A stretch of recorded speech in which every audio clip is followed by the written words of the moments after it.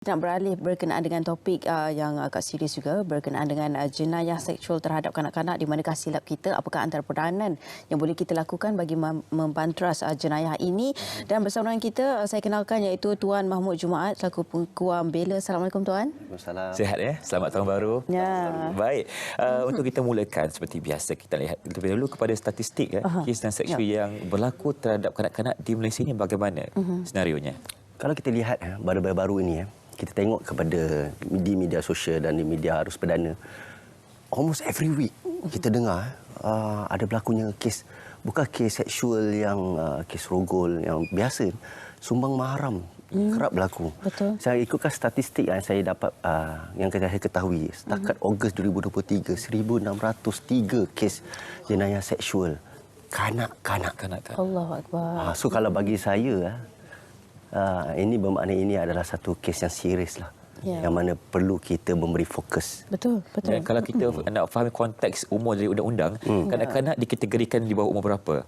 Kalau di bawah, kita fokus pada seksual. Okay. Di bawah Akta Kesalahan-Kesalahan Seksual Terhadap Kanak-Kanak, kita ada satu Special Act pada tahun 2017 yang mana pihak legislature, Parlimen telah menggubal kes jenayah seksual kanak-kanak. Dia punya fokus adalah pada 18 tahun ke bawah. Okey. 18 tahun ke bawah. Okey.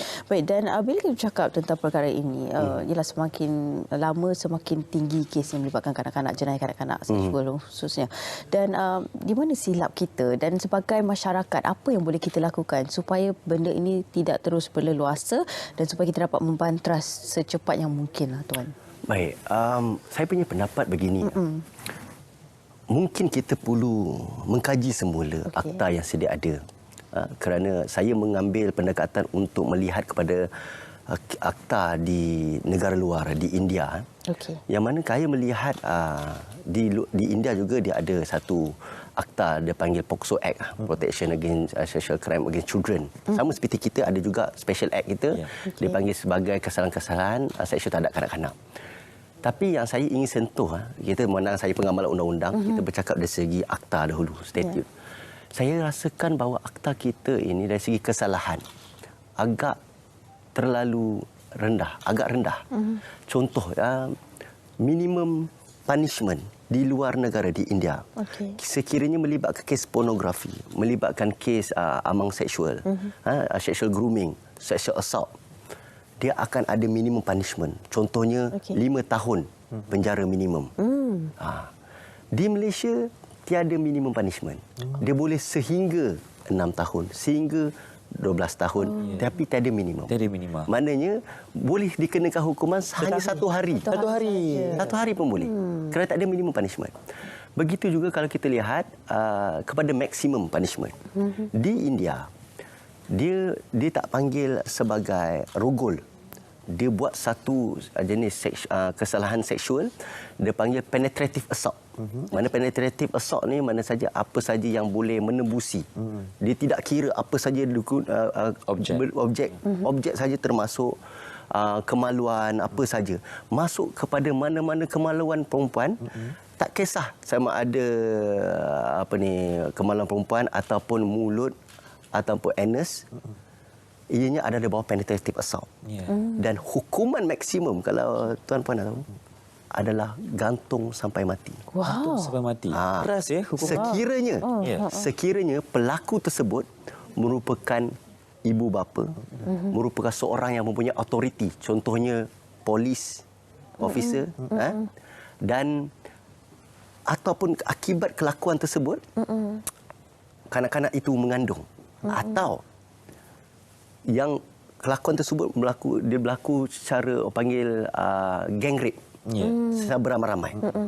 Ianya adalah di bawah satu kategori yang mana sebelum ini pada tahun 2012 mereka hanya dikenakan hukuman penjara seumur hidup. Tetapi pada tahun 2019 mereka meninggikan hukuman kepada gantung sampai mati. Di Malaysia 30 tahun saja. 30 tahun saja. Dan so dari segi hukuman tu saya merasakan bahawa mungkin kerap sekali berlaku. Every week kita dengar sekarang. Dulu kita dengar almost every month. Sekarang every week kita dengar. Betul. Mungkin kita perlu mengkaji semula. Mungkin kita melakukan hukuman yang keras seperti mana hukuman kes bunuh. Sebetulnya mana kes yang melibatkan dadah yang berat 39B. Mungkin kita perlu memberi pertimbangan untuk mengenal hukuman yang berat yang melibatkan kes-kes rogol yang serius seperti sumbang mahram. Ya, jadi saya kira reformasi undang-undang dan juga dari segi hukuman yang diberikan kepada penjerajah perlu kita kuasakan dan perlu kita pertimbangtarakan supaya lebih jelas hukumannya itu dan berat apa yang dilakukan oleh penjerajah di luar sana. Jadi kalau kita nak kongsikan juga dari segi akta kesalahan kanak-kanak ini kan kepada masyarakat di luar sana, dari segi pertimbangtaraan antara kanak-kanak lelaki dan perempuan ada tak bezanya? Pertimbangan lelaki dan perempuan. Okey. Ini yang menariknya. Yang menariknya akta kesalahan seksual terhadap kanak-kanak di Malaysia dia tidak cover kes rogol. Itulah. Rogol ni dia fall under apa tau? Dia jatuh di bawah kes kanun kesesaan. Penal code. Ya. Penal code. Di bawah akta kesalahan seksual terhadap kanak-kanak ni dia tidak masukkan kes rogol ataupun kes liwat di dalam tu. Dia di bawah penal code. So di dalam kesalahan seksual kanak-kanak, lelaki perempuan adalah gender neutral. Maknanya tiada perbezaan dalam tu. Kalau compare macam saya katakan tadi, di India, semua kes seksual kanak-kanak dia combine dan fall ada satu akta. Supaya pihak pendakwaan tidak perlu untuk melihat akta-akta atau statut lain, hanya memberi fokus kepada satu dokumen saja, iaitu kepada special act mereka, iaitu POCSO Act. Wow, okey. Jadi itu perbezaan ya yang perlu mungkin kita timbang semula kan berkenaan dengan perundangan dan juga hukuman yang perlu untuk dijatuhkan kepada mereka. Dan okey, bila bercakap tentang perkara ini, kalau dulu kita dengar mungkin sebulan sekali berkenaan dengan berita-berita seperti ini, tapi sekarang ni dah hampir setiap minggu, hampir setiap hari juga, dan perkara ini cukup menakutkan. Dan Tuan, adakah sebenarnya perkembangan teknologi lah yang menyebabkan perkara ini semakin berleluasa dan kurangnya juga pemantauan daripada ibu bapa yang membuatkan perkara ini ialah senang mereka untuk mencari mangsa di media sosial dan sebagainya. Jadi ibu bapa perlu lebih cakna lagi. Pendapat Tuan bagaimana? Saya setuju. Dia begini.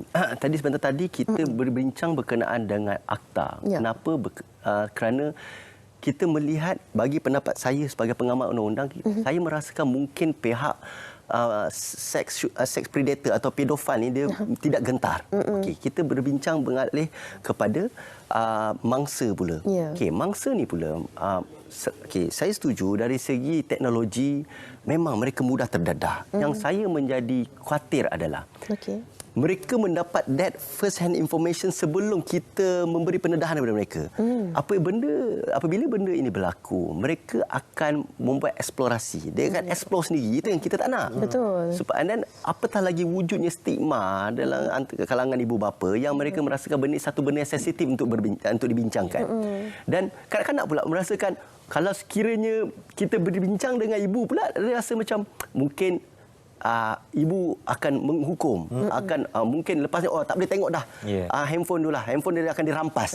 So mereka pula akan cuba menyembunyikan perkara tersebut, merasakan bahawa mungkin ibu bapa tidak faham, dan better mereka mengetahui sendiri dan belajar sendiri, dan akhirnya seperti mana yang dikatakan, akhirnya mereka akan terjerumus dan akan mendapat ajakan yang kurang baik daripada rakan sebaya. Itu yang kita khawatir. Betul. Dan bagaimana dari segi predator ini mencari mangsa, apa yang membuatkan mereka ini rasakan mudahnya untuk mencari mangsa di dalam media sosial? Ya. Dia begini tau, macam saya katakan tadi, apabila kanak-kanak ni dia akan explore, and then apabila ada pula orang-orang yang dewasa yang cuba dilihat seperti mudah memahami sexual desire ataupun kanak-kanak ni, dan mereka akan mengambil kesempatan. Tapi yang kita khawatir, yang saya ingin fokus adalah kita kebanyakan yang berlaku, yang kita rasa geram ni adalah seks predator ni, mereka adalah di dalam rumah. Dalam rumah tu sendiri, yang mana kita rasa selamat kan? Yang kita rasa selamat. You bayangkan, kanak-kanak ni bukan macam kita. apabila kita rasa dalam keadaan yang kita rasa ketakutan, kita boleh saja menjauhi tempat tersebut. Betul. Kanak-kanak, selain dia di rumah, Nak pergi mana lagi? nak pergi mana lagi? Itulah tempat perlindungan dia merasakan itu tempat yang paling selamat. Tapi akhirnya tempat tersebut seperti neraka sebenarnya mereka. Dan ini yang saya ingin tekankan. Yang banyak berlaku yang kes-kes seksual ini berleluasa adalah apabila perkara ini telah dimaklumkan kepada orang yang dirasa boleh dipercayai, sepertinya ibu, adik-beradik, pakcik, makcik. Tetapi apabila perkara ini dimaklumkan, perkara ini tidak dibawa ke pihak autoriti. Dan bukan itu saja, mereka cuba melindungi pula sexual predator ni, pedofil ni. Dan mungkin akan menyalahkan mangsa. Akan menyalahkan mangsa. Dan ini satu lagi yang saya cuba tekankan. Betul. Mungkin kita perlu memberi pertimbangan. Di dalam Akta Kesan-Kesan Seksual Terhadap Kanak-kanak, ada satu seksyen di mana adalah tanggungjawab orang. Contohnya cikgu, ibu bapa, ahli keluarga. Apabila telah dimaklumkan, kawan rakan sebaya, dimaklumkan tentang adanya wujud kes seksual, jenayah seksual, mereka perlu melaporkan kepada pihak berkuasa. Sekiranya gagal. Tahu tak hukuman dia berapa? 6 bulan sahaja. Atau denda. Maksud, penjara tidak wajib. Tidak wajib lah. Ya. So, orang-orang yang berkomplot ini, mereka rasa tak apalah, kita cuba melindungi. Tetapi, setakat ini, pernahkah kita dengar ada orang yang telah dihukum kerana gagal untuk melapor kepada pihak berkuasa? Jarang kita dengar. Sekiranya ada, saya memohon untuk perkara ini diwawarkan agar orang yang diberi tanggungjawab ini apabila telah dimaklumkan, mereka rasa di bawah paksaan ataupun di bawah undang-undang ni merasakan bahawa menjadi satu keperluan untuk mereka melaporkan. Sekiranya gagal, mereka merasakan, oh kalau tidak aku akan dikenakan hukuman penjara. Tak pasal-pasal kena buang kerja. Better aku tak nak terlibat, aku tak nak berkomplot. Better saya beri kerjasama dan terus melaporkan perkara ini kepada pihak berkuasa. Betul. Itu yang kita perlu ambil cara, ya. Tanggungjawab kita bersama kan. Kalau kita dah tahu ada kes yang berlaku berkaitan dengan jenayah yang berlaku terhadap kanak-kanak, misalnya seksual, kita perlu lakukan laporan dengan kadar yang segera, supaya perkara itu dapat diambil apa yang akan dilakukan oleh pihak polis dan mungkin pihak hospital dan sebagainya. Jadi kita kata terakhir daripada tuan sendiri kepada masyarakat agar cakna dengan tanggungjawab masing-masing, agar mereka ini tahu dengan kes yang berlaku terhadap kanak-kanak seperti seksual dan apa langkah yang perlu mereka ambil. Silakan. Okey. Kunci kejayaan untuk melindungi kanak-kanak ini adalah kerjasama antara pihak-pihak. Di Malaysia, pihak-pihak yang antara yang memainkan peranan penting adalah pihak ibu bapa, guru, pihak polis, PDRM, JKM dan juga pihak hospital. 5 ni adalah main kontributor untuk membantu melindungi kanak-kanak. Dan untuk kita memastikan kita dengan melindungi kanak-kanak ini, kita akan melahirkan generasi yang selamat dan penyayang pada masa akan datang. InsyaAllah. Itu tanggungjawab kita bersama. Kalau kita nak faham di mana silap kita, diri sendiri. Jangan salahkan orang lain. Kalau ada masalah ataupun ada kes yang kita tahu, terus lakukan laporan dengan segera. Ya, betul. Sebab benda ni tak boleh nak, orang kata tak boleh nak tolak ansur. Sebab ini merupakan jenayah yang berat yang perlu untuk kita pantras. Sebab bermula daripada rumah yang selamat akhirnya akan melahirkan generasi yang baik. Dia perlu untuk kita memastikan anak-anak kita dan generasi akan datang dalam keadaan yang selamat, dibesarkan tanpa gangguan dan juga sebarang jenayah seksual untuk anda semua. Betul. Baik, terima kasih ucapkan kepada Tuan Mahmud Jumaat Peguam Bela kerana berkongsi bagi kita tentang apa yang perlu kita cakna tentang jenayah seksual terhadap kanak-kanak di Malaysia.